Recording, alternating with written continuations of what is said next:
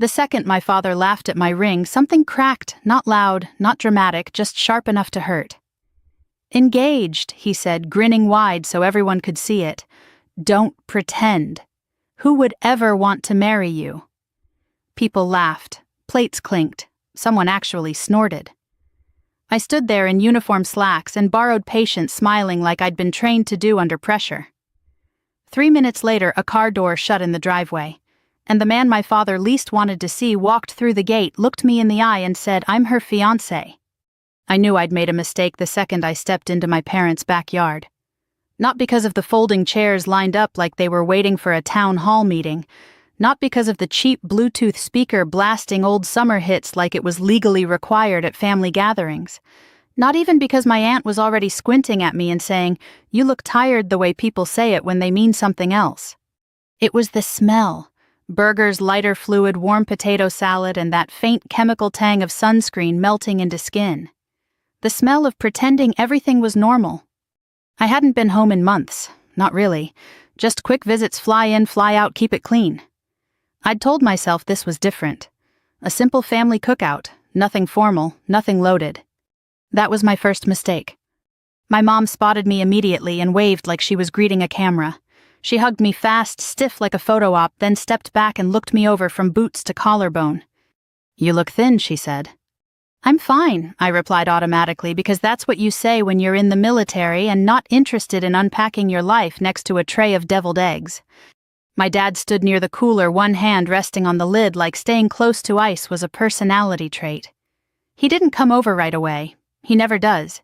He likes to make entrances by not making them. Relatives I barely recognized smiled and nodded. Cousins I hadn't seen since high school glanced at me like they were trying to remember who I used to be before I became the difficult one. Someone asked how work was. Someone else asked if I was still doing the military thing. I nodded. I smiled. I kept my voice even.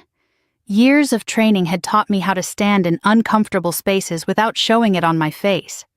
What it hadn't taught me was how to stand in front of my own family while they waited for me to fail. I wasn't planning on announcing anything that day.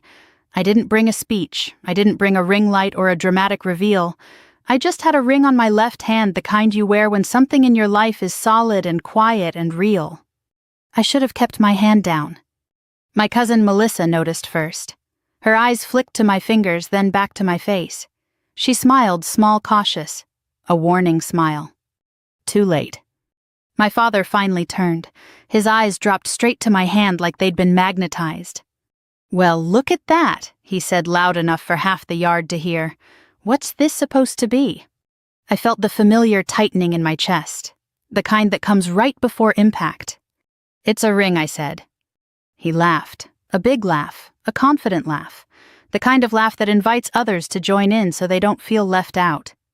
"Don't tell me you're engaged," he said, shaking his head. "Come on, don't pretend. Who would want to marry you?" For half a second the yard went quiet. Then someone laughed, then another. Not cruel laughter, not exactly. More like nervous relief. Thank God he said it first. I stood there with the sun in my eyes and my hands at my sides, feeling every pair of them looking at me, waiting to see what I'd do, waiting to see if I'd cry, or snap, or finally prove them right. My mother didn't look at me, she looked at my father. "Don't start," she said, not to him but somehow to me. "Don't start, don't make it awkward, don't ruin the day." I swallowed, I tasted metal. "I didn't say anything," I replied quietly. My father smirked like that was confirmation. "I'm just being honest.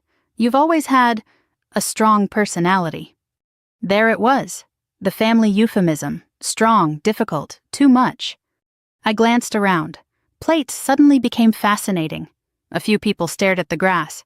One of my cousins shifted like she might say something, then thought better of it. I'd been deployed into situations with less tension than that backyard. I wanted to leave. I wanted to turn around and walk back to my car and never explain myself again. But I didn't. I stood there. Because walking away always gets rewritten later as weakness. So I stayed. My dad leaned back against the cooler, crossing his arms. So he said, drawing it out, "Where's this imaginary fiancé of yours, held up at the toy store?" A couple of people chuckled. Someone muttered, "Jesus." My face stayed calm. Inside, something settled, not anger, not hurt, recognition. This wasn't a joke, this was a move. I looked down at my ring. It wasn't flashy, no oversized diamond screaming for attention. It was simple, clean, the kind of ring someone buys when they actually know you. My father didn't like that. I could tell by the way his smile tightened. He needed it to be fake. He needed the story to stay intact. Relax, he added, waving a hand. I'm just saying what everyone's thinking. That's the thing about families like mine. Someone always volunteers to say the quiet part out loud, then pretends they did you a favor. I felt a presence shift behind me, not loud, not dramatic, just a subtle change in the air like when the wind turns before a storm. A car door closed in the driveway. I heard footsteps on gravel. Before I could turn, a voice behind me said, calm and warm, "Sorry I'm late." Traffic was rough. I knew that voice, knew it the way you know something that feels like home. I turned. He was standing there in the side gate sleeves rolled up, holding a small bakery box like it mattered. He smiled at me first. Always me first. "You okay?" he asked softly. I nodded once. Then he looked up and extended his hand. "I'm Daniel," he said. "I'm her fiancé." The silence that followed wasn't polite. It was stunned. And when I looked back at my father, his face had gone pale in a way I'd never seen before. My father's laugh cut off mid-breath like someone had pulled the plug on it. For a second, no one moved. Not my mother, not my aunts, not the cousins who had just been laughing a little too hard. The backyard froze in that awkward half-beat where everyone knows something has shifted, but no one wants to be the first to acknowledge it. Daniel stood next to me like he belonged there, not puffed up, not defensive, just steady. The bakery box in his hands looked almost comically normal for the moment he'd walked into. My father stared at him. Not in the vague, polite way you look at a stranger, in the sharp, searching way you look at someone you're trying to place. His eyes narrowed slightly like he was rifling through a mental filing cabinet and not liking what he was finding. "Your fiancé," my mother said, finally blinking as if the word itself needed time to buffer. Daniel nodded, "Yes, ma'am." He said it politely, calmly, the way someone does when they don't feel the need to prove anything. My father cleared his throat. Once. Then again. "Daniel," he repeated slowly, like saying the name out loud might jog something loose. "And you are—" Daniel offered his hand. "Daniel Reyes." That did it. I watched the recognition land behind my father's eyes in real time. It wasn't dramatic. No gasp, no step back. Just a subtle tightening around his mouth, a flicker of something that looked an awful lot like calculation. Because my father didn't know Daniel from social media. He didn't know him from me. He knew him from reputation. Daniel had spoken at a veterans fundraiser my father attended last year. He'd been introduced as a former officer who now worked in compliance and risk oversight for government contractors. The kind of job that doesn't make headlines but makes problems very real for people who cut corners. My father had bragged about shaking his hand afterward. Now that same hand was extended to him. My father hesitated half a beat too long before taking it. "Good to meet you," he said, his voice suddenly lower, flatter. Daniel smiled, likewise. The silence broke in fragments. Someone laughed too loudly. Someone else said, "Well, isn't this a small world?" My aunt leaned in to whisper something to my mom. The Bluetooth speaker kept playing like it had no idea anything important had just happened. I stood there feeling the heat of the sun on my shoulders, and for the first time all afternoon, I wasn't the one being evaluated. My father glanced at me, then back at Daniel, then at my ring. So he said, forcing a chuckle that didn't quite work, "This is real." Daniel didn't answer for me. He looked at me instead, eyebrows lifting just slightly, giving me the space to speak if I wanted it. "Yes," I said, "it is." My mother smiled, tight, careful. "Why didn't you tell us?" I looked at her. "You didn't ask." That landed harder than anything I could have shouted. Her mouth opened, then closed again. "In my family, you're not supposed to say things like that.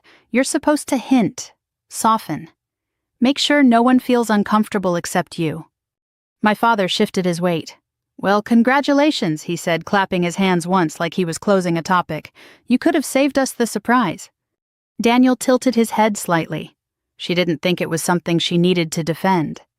The word defend hung there quiet but sharp. My father's jaw tightened. No one said anything about defending. Daniel didn't argue, he just nodded. Of course. That was the thing about Daniel. He didn't rise to bait. He didn't need to win the moment. He let people show themselves. My cousin Melissa stepped in, bless her. "Hi, I'm Melissa," she said, smiling genuinely at Daniel. "I've heard a lot about you." Daniel shook her hand. "Nice to finally meet you." Finally. The word made my mother flinch. My father tried again. "So what do you do now, Daniel?" Daniel answered smoothly. "I oversee compliance and internal risk assessments, mostly contracts, making sure people follow the rules they agreed to." My father nodded too quickly. "Important work." "It can be," Daniel replied. I felt something shift behind my ribs. Not relief, not triumph. Something steadier. Validation, maybe, or the simple comfort of not being alone in the line of fire. My father's eyes flicked around the yard. He could feel it. The way the room yard whatever had tilted. He was no longer the unquestioned authority. He was just another man standing next to a cooler, hoping no one noticed the sweat on his collar. My mother clapped her hands. "Okay, let's eat before everything gets cold." Food, the universal reset button.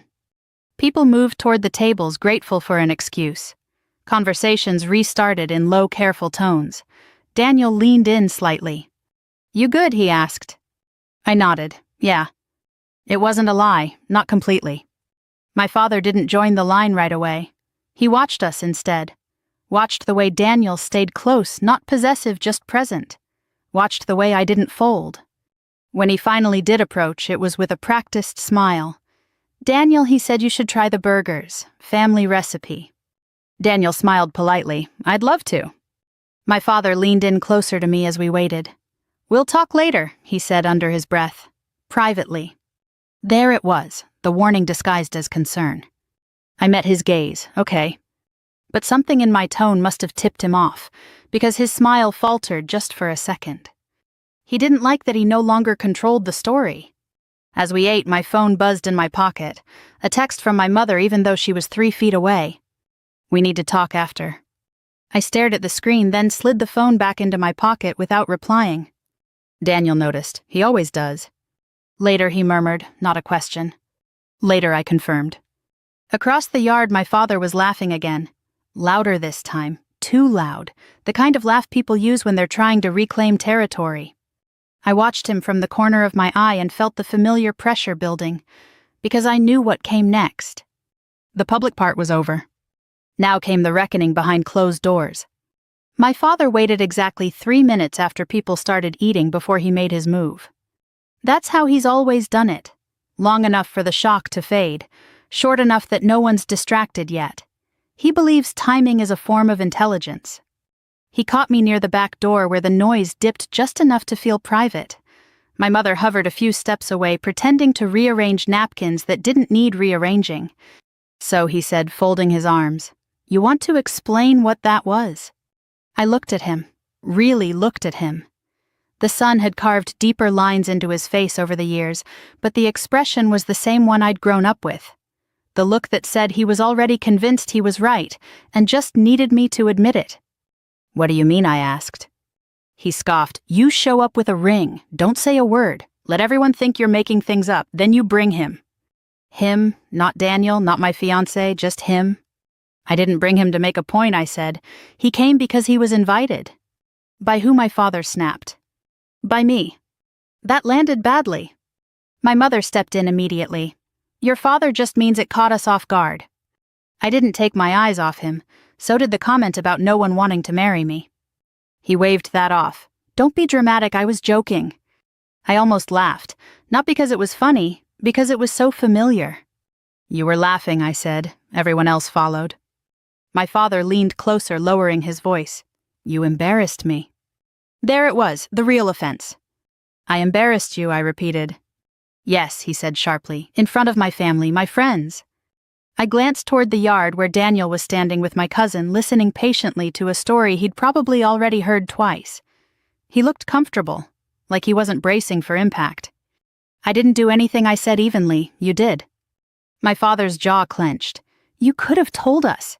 You could have handled this like an adult." "I am handling it like an adult." "No," he snapped. "You're handling it like you always do, acting superior, acting like you're better than everyone because you wear a uniform." That one hit, but not the way he wanted it to. "I wear a uniform because I earned it," I said. "And I don't bring it up. You do."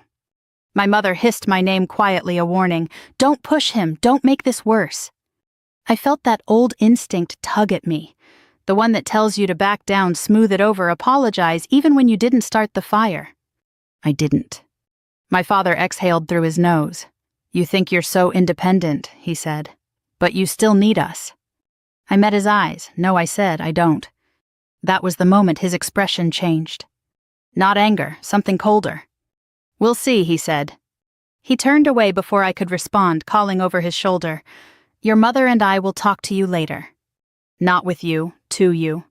I stood there for a second, letting the noise of the party wash back over me. Someone laughed. Someone dropped a plate. The speaker switched songs. Daniel appeared beside me like he'd sensed the shift. "You okay?" he asked quietly. I nodded. "He's not done." Daniel glanced toward the cooler where my father had resumed his post like nothing had happened. I figured. We didn't talk about it then. We ate. We smiled when required. We played our parts.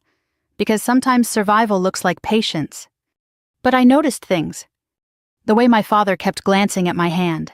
The way he asked Daniel just enough questions to assert himself, but not enough to reveal how uneasy he was. The way my mother watched me like she was waiting for me to explode so she could justify everything. When it was finally time to leave, my father hugged me stiffly. "We'll talk," he repeated. I drove away with Daniel beside me, the house shrinking in the rearview mirror. "You don't have to go back," he said gently. "I know," I replied. I didn't say what I was thinking, that I'd been going back my whole life, that every visit was just another version of the same test. That night my phone buzzed nonstop. Texts from my mother, from an aunt, from a cousin I barely spoke to. "You could have handled that differently. Your dad didn't mean it like that. He was just surprised." I didn't respond. At 11:47 p.m., an email came in from my mortgage lender. Subject action required pre-approval review. My stomach dropped before I even opened it. Daniel watched my face change. "What is it?" I handed him the phone. He read it once, then again. "That's odd," he said carefully. "I know," I replied. The email was polite, neutral, the kind of language that pretends not to panic you while absolutely doing so. "An item has appeared on your credit report that requires clarification before we can proceed." I sat on the edge of the bed, my heart steady but heavy, not racing, calculating. "I didn't open anything I said. I haven't missed a payment. I've been careful." Daniel nodded. "I know." I logged into my credit monitoring app. Green check marks loaded one by one. Then read. "A small retail account, low limit, opened months ago. My name, my social security number, my parents' address." "That's not mine," I said quietly. Daniel leaned closer. "Are you sure?" "I'm sure." I stared at the screen, a cold recognition settling in my chest. My mail still went to their house, it always had. Deployments, moves, it was easier. It was a mistake. I felt something shift inside me then. Not panic, not fear. Clarity. "This isn't an accident," I said. Daniel looked at me. "You think your dad—" "I think someone in that house decided my life was theirs to manage." I took a screenshot, then another. I created a new folder on my phone and named it simply Family. Daniel didn't say anything. He didn't need to. We both knew this wasn't over. It was just moving into a different phase. I didn't sleep much that night, not because I was spiraling or replaying my father's words on a loop. I'd done that years ago. This was different. This was the kind of alertness you get when something stops being emotional and starts being operational. By sunrise, I was already dressed, coffee in hand, uniform pressed the way muscle memory does without asking permission. The world outside my apartment felt calm in a way my parents' backyard never had. Orderly, predictable. Nobody here cared about my ring, or my father, or what anyone thought of me.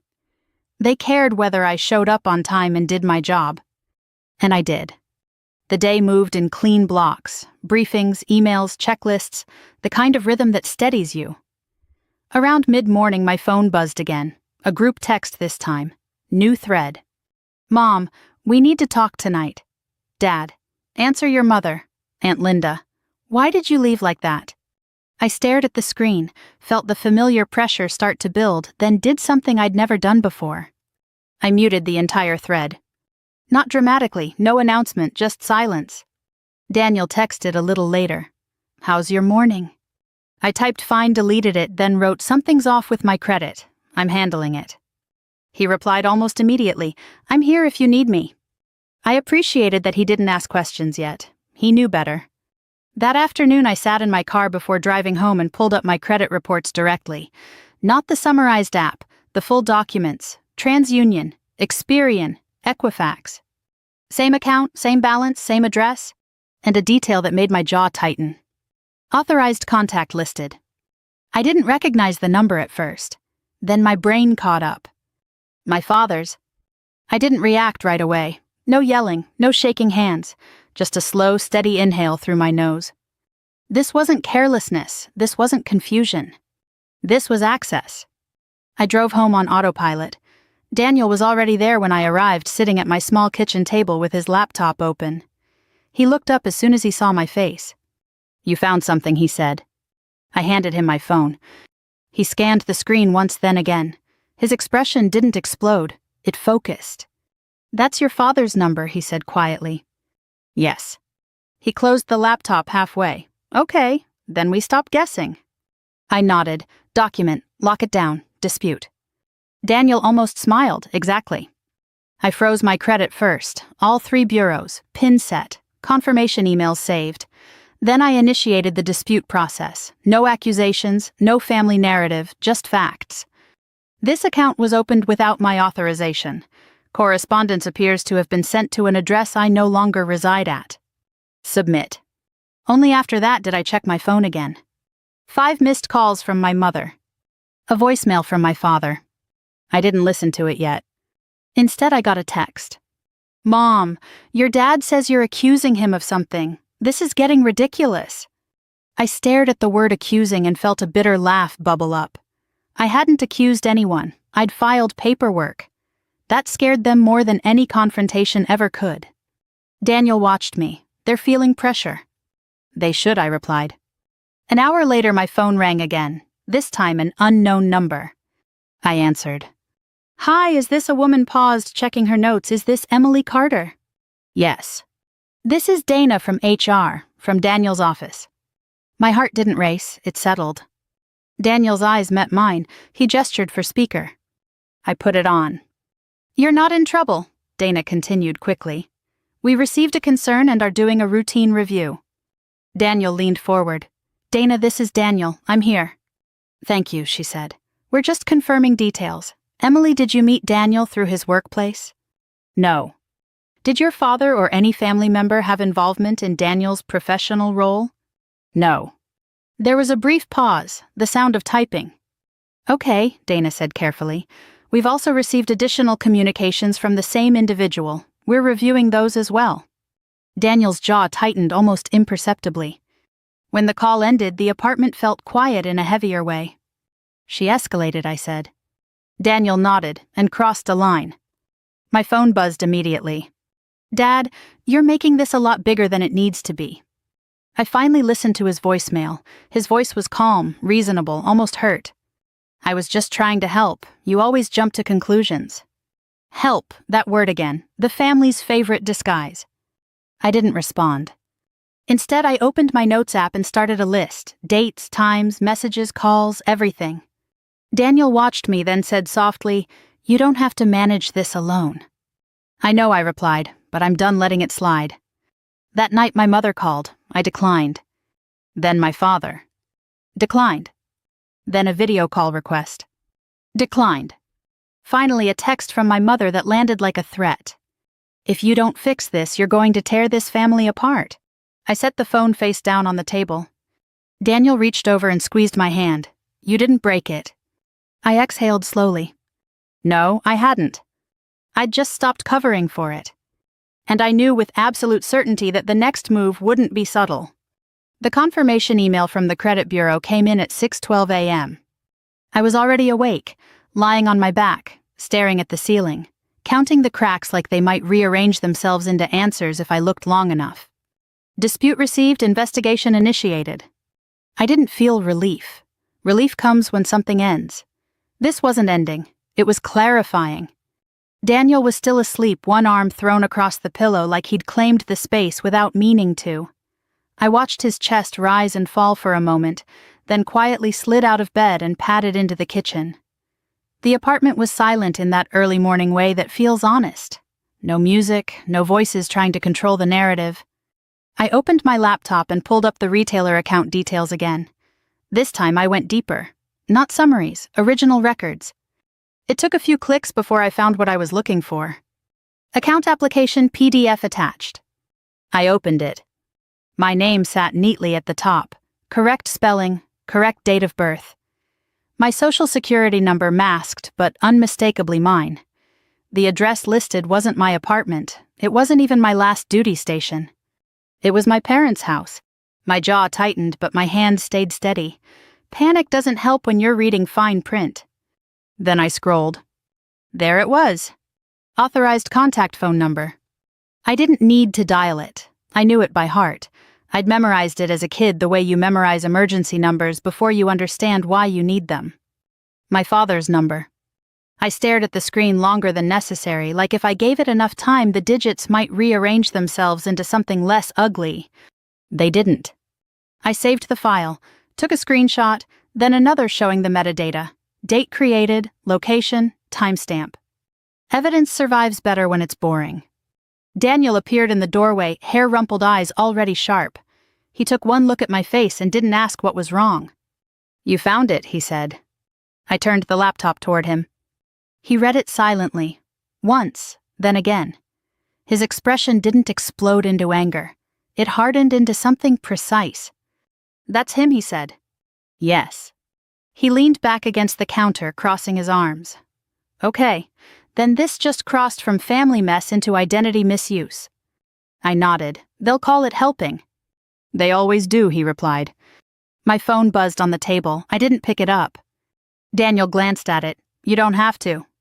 "I know," I said. Then I picked it up anyway. "Mom, we found some mail of yours. You should come pick it up." Found, not forwarded, not forgot to mention. Found. I showed Daniel the message. He exhaled slowly. "They knew," he said. "I know." I typed back one sentence and nothing more. "Please leave my mail unopened. I'll arrange pickup." 3 dots appeared, disappeared, appeared again. "Mom, you're overreacting." I set the phone face down. Overreacting. The word my family uses when they realize something is slipping out of their control. An hour later, my lender called. I answered on the second ring. She was calm, professional, the kind of voice that doesn't take sides. "This doesn't kill your application," she said after I explained. "It pauses it. We'll need the dispute resolved or proof of removal." Pause, not kill. I could work with pause. When I hung up, Daniel handed me a mug of coffee like it was a ceremonial object. "You're handling this clean," he said. "I've had practice," I replied, "just not with credit." The calls started around noon. Not from my parents, from extended family. Aunt Linda left a voicemail. "Your mother is heartbroken." A cousin texted, "Why are you doing this to him?" Someone from my mom's church sent a Facebook message. "Family is everything." I didn't reply to any of them. I saved the messages instead. Screenshots, timestamps, names. Daniel watched quietly. "They're building a chorus." "They always do," I said. "It makes them feel justified." That afternoon my phone buzzed again. Unknown number. I answered. "Emily?" a woman asked. Her voice was bright in a way that made my stomach tighten. "Yes." "This is Dana from HR." Daniel was already sitting up straight. I put it on speaker. "I want to reassure you," Dana continued. "You're not in trouble. We received a message regarding a potential conflict of interest." Daniel's jaw tightened. "Was the message anonymous?" I asked. A pause. "It came from a personal email address." "Of course it did." "We've also received follow-up communications," Dana added carefully. "We're reviewing those as well." When the call ended, I stared at the wall for a long moment. "They're not stopping," I said. Daniel shook his head. "No, they're escalating." My phone buzzed again almost immediately. Dad, you're really going to do this? I didn't respond. Another message. Dad, I was trying to protect you. Protect, the final refuge of people who refuse to take responsibility. I opened my Notes app and added a new heading. Boundaries. Under it I wrote, no access to my mail, no use of my information, no third-party contact. Any further interference handled officially. I didn't send it yet, I just wrote it. Sometimes writing the line is the first act of crossing it. Daniel watched me, eyes steady. They're trying to make you doubt yourself. I looked at him. They've been doing that my whole life. He nodded. Then it's good you're not letting them do it now. That evening my mother finally called again. Video this time. I declined. Then a text. Mom, we need to talk. Your father is devastated. I stared at the screen until the words stopped feeling like language and started feeling like pressure. Then I typed back. We can talk tomorrow, on video, with Daniel present. 3 dots appeared instantly. Mom, why does he need to be there? Because the truth holds better when witnesses are involved. I set the phone down and leaned back in my chair, exhaustion finally catching up to me. Daniel rested a hand on my shoulder. Tomorrow, he said. We do this once. Clean. I nodded. Because this wasn't about proving I was right anymore. It was about making sure they couldn't do this again. We scheduled the video call for the next afternoon. Not because I needed time to prepare what to say, but because I needed everything documented, calm, and impossible to twist later. Daniel set his laptop on the kitchen table and angled the camera so it caught both of us. Neutral background, good lighting, nothing dramatic. This wasn't a confrontation. It was a record. My phone buzzed a few minutes before the call. A text from my mother. Please don't turn this into something bigger than it already is. I didn't reply. At exactly 3 p.m., the screen lit up. My mother's face appeared first, already tense, lips pressed together like she'd rehearsed disappointment. My father sat beside her, arms crossed, jaw set. He didn't look angry. He looked offended. Like I'd violated an unspoken rule. Hi, Mom, I said evenly. She didn't return it. Why is Daniel there? Daniel inclined his head slightly. Hello. I'm here because this situation has crossed into professional and legal territory. My father scoffed. That's ridiculous.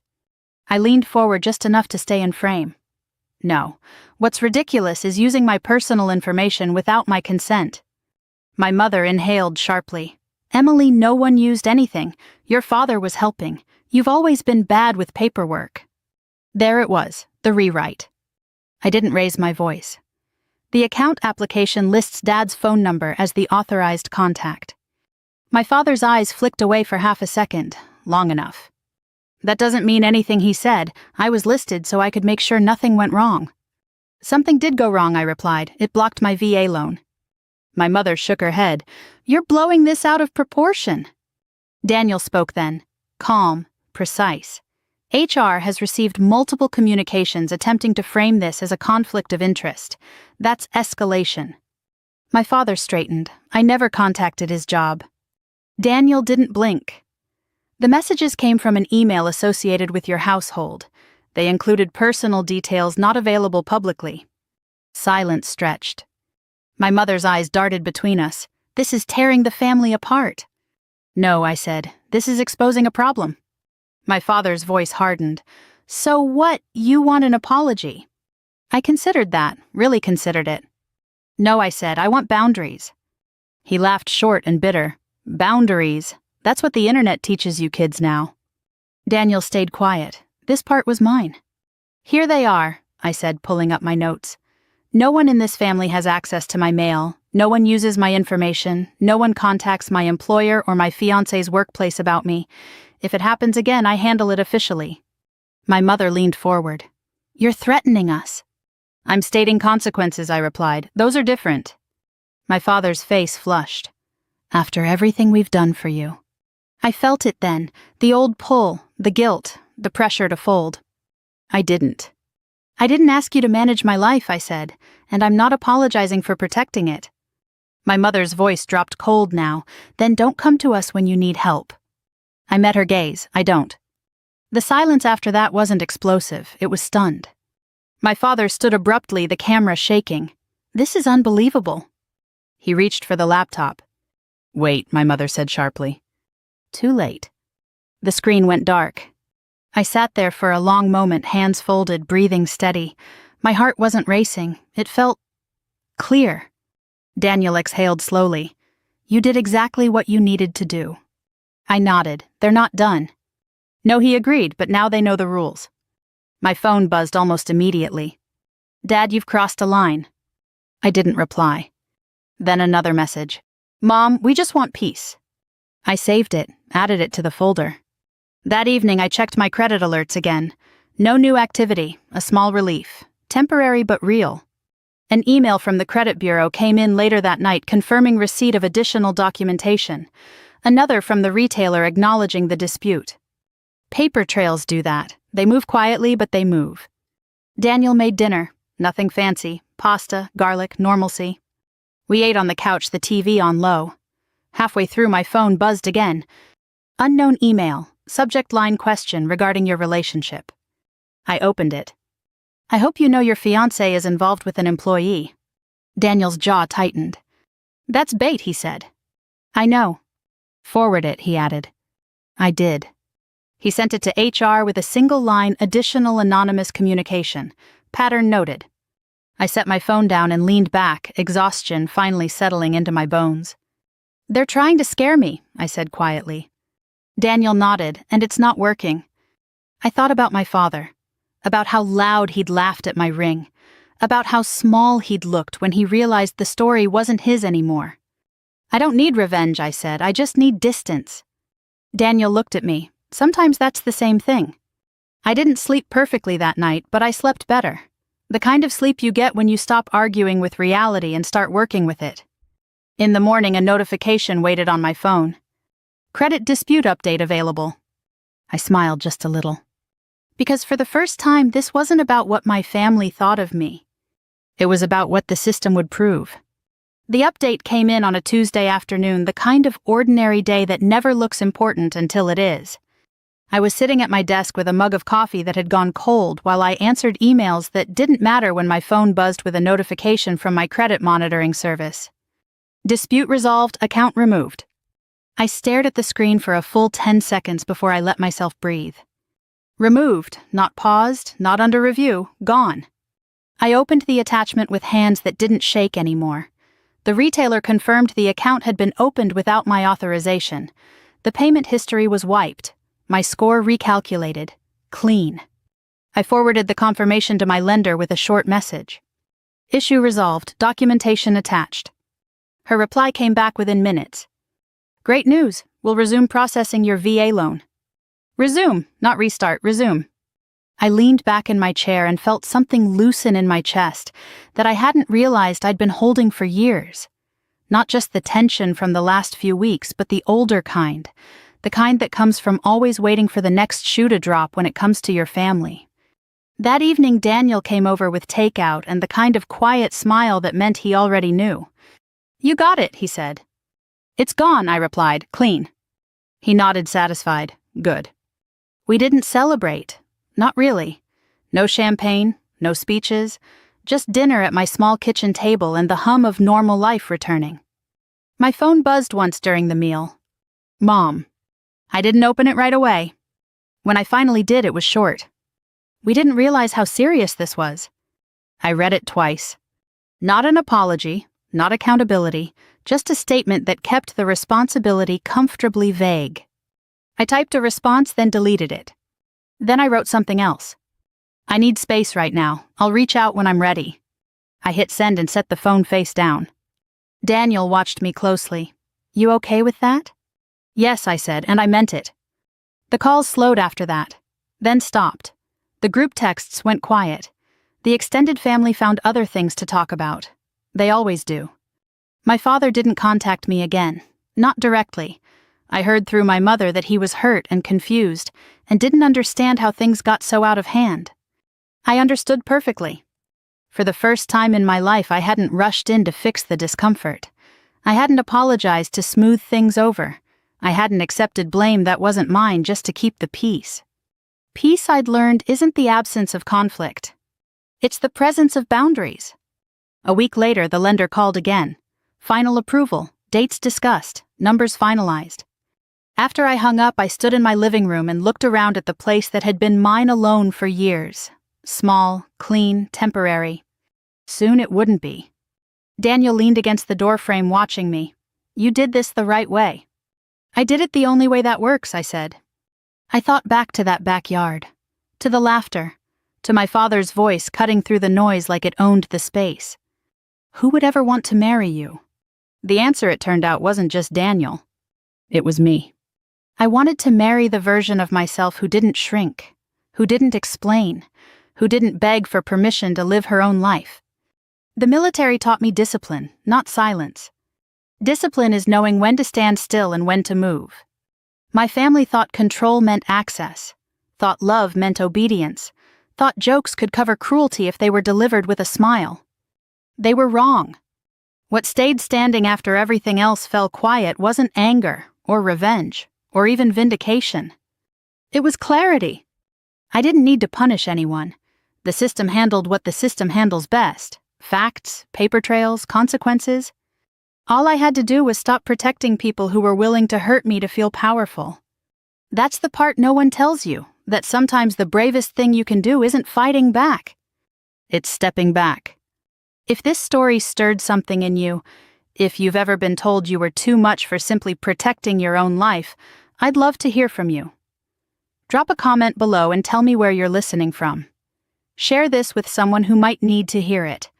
And if you want more stories like this, real stories about boundaries, resilience, and quiet strength, subscribe so you don't miss what comes next.